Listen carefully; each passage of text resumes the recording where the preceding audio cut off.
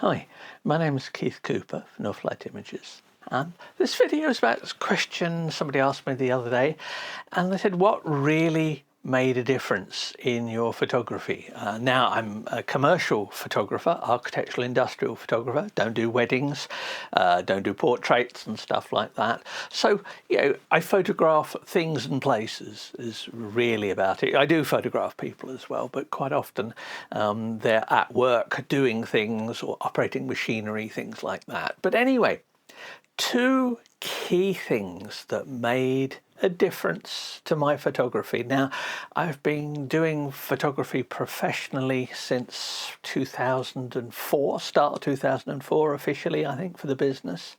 And before that, I've been interested in photography for years, but for various reasons didn't do it commercially or professionally. And so when I say professionally here, I mean earning a living from it, not professionally. To me, doesn't necessarily imply any degree of quality or ability in photography. It just says you're running a business doing it, and you do have to be reasonably good at that to be able to do it. But anyway, 2003, I switched fully to digital. I got a Canon 1DS, 11 megapixels full frame. Was the only full frame digital sensor camera around at the time. It was followed. There was Kodak one as well, a few others, but essentially 11 megapixels, more than enough, I discovered, for most of the work I wanted. So why did the switch to digital make such a difference? Well, apart from commercial reasons, it meant I could turn around work much easier. It was much easier to work with. It was the speed and being able to experiment with it. Now, I'm not really going to go into that aspect of it much. I've written articles about that, but this is really about the other key area that made a difference, and that was printing my work. Why do I feel that printing made such a positive difference to my own photography, and why do I suggest it to other people? I don't say you have to print stuff, but I do widely suggest that people learn to print, and your photography will benefit from it. Maybe not, not everyone, it's not a panacea, but I think it helps. And I go through some of the reasons, some of the benefits I got from it, and maybe some things that you might like to think about. Who knows? Please do feel free to comment. I do always read all the comments and try and reply to most on my videos now. The videos, incidentally, are a relatively recent addition to my photography, only since 2020. My articles and things go back to 2003 or thereabouts. So there's a lot more written stuff than there is videos, but people seem to like the videos, so here we are making another video. So for printing, where did I start with that? It started off with scanned black and white images from film, and I was looking at how to be able to get prints. Now, I'd had a darkroom, and I was never particularly great at my darkroom skills were average. I could produce competent prints. I did a few colour, but mostly black and white, which is why I started off scanning black and white. Now, I was never going to be a true darkroom aficionado. I haven't got the patience for it. And once again, one of the changes that digital photography made was being able to experiment, look at things, get a much quicker feedback for stuff. Certainly it made a difference from our commercial work, but in print as well, I was able to try things out and see how they worked. Now, back then you definitely needed to know a lot more about printers, papers, the software, how it all tied together. Things are much easier these days. It is much easier to get great looking prints these days, a lot easier than it was to get consistent output. But if I go back to that sort of in the darkroom, I mean, yes, I've read, and a few up here, I was sorting through some stuff the other day, I've read several of Ansel Adams' books on printing and other general photography books, and they're still very useful. But when it comes down to it, I was never going to, for film, I was never going to adopt the zone system and do all the experimenting that needs for it. I'll be honest and say I hadn't got a patience for it. I didn't have then, and I certainly don't have it now, which means that I might occasionally look at this, and think, oh, should I have another go with 5x4, large format? It's not going to happen. That's an idle, that's a prop now. I use it for explaining how tilt-shift lenses work. Now, tilt-shift lenses are probably the third aspect of what made the biggest difference to my photography. In fact, I ended up writing a book on tilt-shift lenses, but that's a whole different matter altogether. We talk about printing here. Black and white. You needed the technology, you needed to understand it. But printing has got much more predictable, so the lessons I learned there in using it have been useful. I'd go so far as to say that if with a modern good printer, and this one, here we go, this is a Canon Pro 300 pigment ink printer. This one's here because I'm going to be testing the new Pro 310 shortly. I shouldn't underestimate this printing testing that I do as well. That really helps a lot, but it just gives me an excuse to make far more prints than I would otherwise. But in looking at something like this, if you cannot make a great looking print with a printer like this, or say something like the Epson 8550 EcoTank printer, cheaper to run, one I do suggest to people as a great introduction to good quality printing. If you cannot make a good print with this, it's not the printer's fault, it's your fault. It is soundly your fault. It does apply to me as well. But you should be able to make great prints with one of these. So, why do some people say it's difficult? Well, I think just practice is one of the things. One of the reasons I suggest the 8550, because what I said about digital photography as being the great change was you can experiment quickly, you can look at things, you can really just, even looking at the screen on the back of a camera, although I do still prefer viewfinders, but looking on that you can get a feel for depth of field.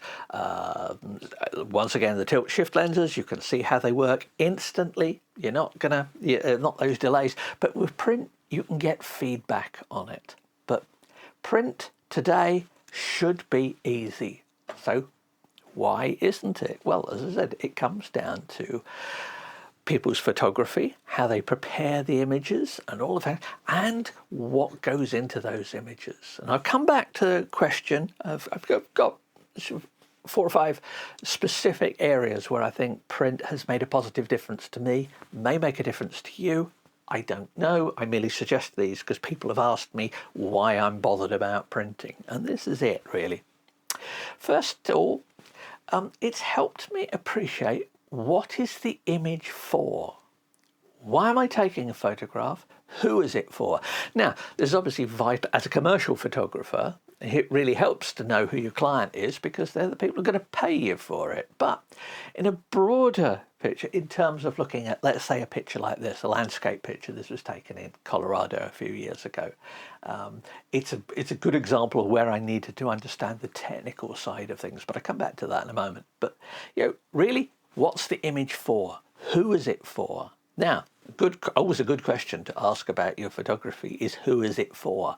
But in printing things, I've got a firm feel of how the image is going to be used, potentially what size it's going to be at. So it's affected composition. So composition for an image for a print that this size, what will work for a print at this size is different for what will work with a print that's small. My commercial work may be on a website, it may even only be seen on a phone.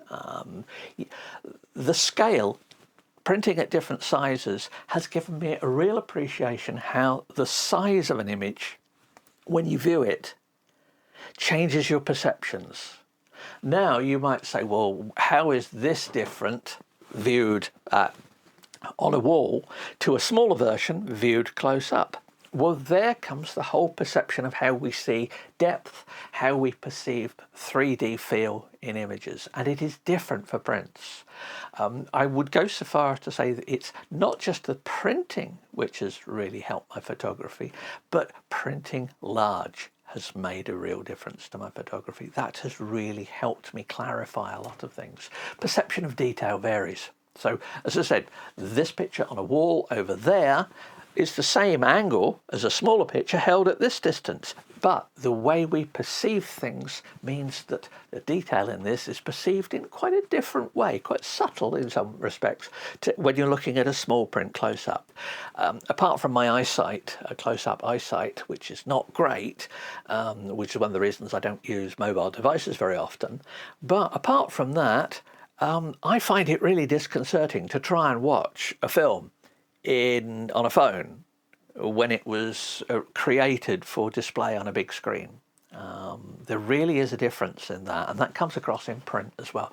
So, but that's about what's the image for, knowing where you want to get to. And that, in a way, leads me on to the second point here. In making prints, I have a firm end point. Now, you might say I haven't decided entirely what paper I'm going to print on and things, but differences like that are relatively minor. But the fact I'm going to make a print of a particular size as a target, as an end point, the journey is far easier when you know where you're going. If the journey stops as just an image on a screen, well, it depends on the screen you're looking at, all sorts of it doesn't have a finality about it. Now, many of my commercial images are, I never see them printed, I never see them used. I supply them to clients and they use them for things. Now, some I do see, many I don't. So I always want to know, what is the end point? What are those images for when I'm working commercially? For print, I know myself what I want for it. Now, occasionally I have surprised myself and a picture has turned out much better when printed large than I ever thought it would do. Now, when you look at your prints, and this is a key element of it as well, is actually looking at prints. Appreciate tonality, appreciate the limited dynamic range of prints, see the print as an object in its own right, as a final result. Now, some people will be wincing when I pick up prints like this, but this is a test print. This is from my stock. I've got lots in several drawers like this of prints. I'll gloss over the issue that sometimes people ask, and they said, Keith, what do you do with all your prints? Not a lot with most of them, because I produce so many when I'm doing things. There are only so many relatives and friends I can foist prints off, particularly when this size or larger ones and things like that. So yeah, it's not careful what you print, because you do have to do something with them, and it has a cost as well. But is that a cost? For me, it's a cost of learning. It's a cost of developing my photography, improving my photography. So that makes a different distance. So as I said, appreciating tonality, that also comes in to editing, color management. So in making a print, I've got to get it to look right on this paper. That's under particular lighting and things like that. I've got somewhere to aim for. As I said, I've got an end point. But my editing skills have improved considerably in editing for print. My colour management knowledge, which is key for certainly for a commercial photographer, making sure that, predictability in your results. But my colour management has improved greatly. Now, as a result of that, and this goes back to my initial sort of work, 20 years ago, working with companies, trying to find better ways of printing. That means I've worked with companies like X-Rite and the likes, and I now make profiles. It's the reason I was able to make so many profiles for the Epson 8550 when I tested it, and I've made profiles for all these printers. I make the profiles. They tell me about the characteristics of the paper in a way that I know the characteristics of the paper. When I know that, I can imagine how my images are going to look. And remember, the key thing I said is always learning to look at prints, seeing the print as the result for a print workflow. And just as importantly, regarding the screen as no more than an intermediate stage. If I'm in a print workflow, it doesn't matter what the screen looks like if the print comes out right. And a key bit of that is appreciating that when people say, oh, my prints don't match my screen. That is the wrong way round. That is completely, from my point of view, completely the wrong approach. You are not trying to make prints that match your screen. You're trying to make great looking prints. If the screen looks good as well, take that as a bonus.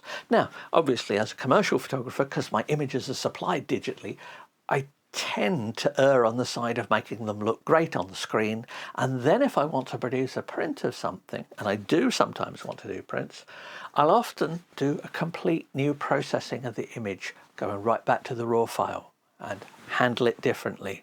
It's about the end result. If the end result's the screen, the end result's the screen. If the end result is the print, then it's the print that matters. People say, but how can the screen look worse than the print? It's an example with this particular image here. Now, I've gone for this particular yellowish tone from the aspens here, and I've deliberately chosen that. There's lots of very fine detail in this print as well, which you won't be able to see on the video. But I've deliberately gone for the particular range of colours here. When I looked at it on the screen, it looked fine. But I knew that to get the range of colours I wanted on a print here, and this is where soft proofing can help on occasions. Don't rely on it all the time. Soft proofing can help to see that by cranking up the colour on the screen to a point where I'm going, ooh, that looks a little bit strong, that looks a bit intense for the feel I want for the print.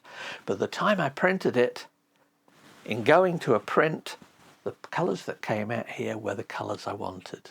And that's the important bit I say about making sure that the print is the end point that you want for it. Screen's an intermediate stage. That image that I had on the screen, to me, for my taste, it was oversaturated. I tweaked some of the colours to make them a bit straight. It just didn't look quite right. Now, you may like oversaturated garish images, in which case you're probably going to have trouble printing them, because print has a limited dynamic range. You need to adapt what you're doing to the capabilities of print, and that's why I always say when people complain that my prints don't match my screen, so what? They never will. Get over it. That's really quite a difficult thing to imagine, and in appreciating that, it's given me a much broader feel for how photography represents both space, in terms of detail, things like that, composition, all sorts of areas. Now, you could say, yes, I could get all of this from, just putting pictures on the screen. Yes, you can. There's no reason not to. But I've found that print has just given me that more rounded feel, that in knowing that I'm going to go aiming at a print, and going out for something to take some photographs that I'm going to make into a print, it constrains me in some ways, but it also gives me additional freedoms because I know what I'm after, so I don't consider things that may not work on a print. Now, I will experiment a bit, and that's one of the great bit, going right back to that very first switch to digital, the ease of experimenting. If I want to play around with camera settings, I can do that. I don't have to print, so I can do that bit of it. But when it comes to the print, I want a workflow that is predictable. And by workflow, I mean everything, right from literally putting my camera in the bag and going out of the front door through to a print coming out here. Now, a print coming out of a printer like this is never going to have quite the mystique of an image appearing on a sheet of paper in a developing tray, which I remember. It's one of the reasons I always suggest to people that if you get an opportunity to try it, have a go using film. I learned all my basics of photography on film years ago, long before digital was popular, and that still comes through in how I approach editing, all sorts of things. Some of my darkroom techniques, dodging and burning, for example, some of that still probably influences how I do masked adjustments in images. I am not a fan of non-destructive editing. I never bought into that particular one. I can see its uses, but for me, it's a continuous process. It's much like developing a film. Once you put the light onto it, it's done. You then process it. that's done. You move on to the next step. Now with digital, the nice bit is I can go back to steps and things. For me, non-destructive editing is just a step too far. There are lots of other reasons as well, but anyway, I won't go into that here. So anyway, there's all the sort of stuff. I'll end really with one. I would say those are skills based and how to look at things. One other area that it's really helped is deciding what makes a great print. Now, everyone will have their own views on this. For myself, it could be a print that I want to put on the wall. It could be a print that Karen likes and says, I want that one on the wall. That's a great print. It could be one that a client sees, likes, and goes, oh, can we have a print of that for our office or something like that? Yeah, of course it is. I very rarely get asked commercially to shoot for print. I have been on occasions, but it's not very often for it. It doesn't happen that often. Great when it does. But typically I'll shoot a project, I'll see an image and I think, well, that'll make a nice print. If I happen to be testing a printer, then so much the better. And that goes back to that sort of experimenting and why I write, one of the reasons why I write the reviews and articles and do all the testing. The benefits of free ink and paper are not to be underestimated if you wish to perfect your print skills, although cheaper ink, such as, say, I mentioned the Epson, the ink tank printers like that, do help. But really what it comes down to it is what makes a great print. And I found that thinking of that by the constraints of something like this, the limited tonal range, the limited gamut perhaps, what makes a great print has helped me refine my own attitudes to what works in photography, what composition works, how do I need to change my composition based on scale, all sort of subtle things like that. Yeah, taking lots and lots of photos is the thing that's really improved my photography, but that's been driven by other things as well. I say one was the switch to digital, but that was years ago, so much so that, you know, it doesn't have an ongoing real view. Yeah, my darkroom skills, yes, but it's print that makes the real difference for me. Your mileage may vary, as they say. So I hope that's been of some interest, and thanks for everybody, for Eddie who's managed to stick through this far into the video. Please do comment. If you've got any questions or suggestions, let me know. Thanks very much for watching, and bye.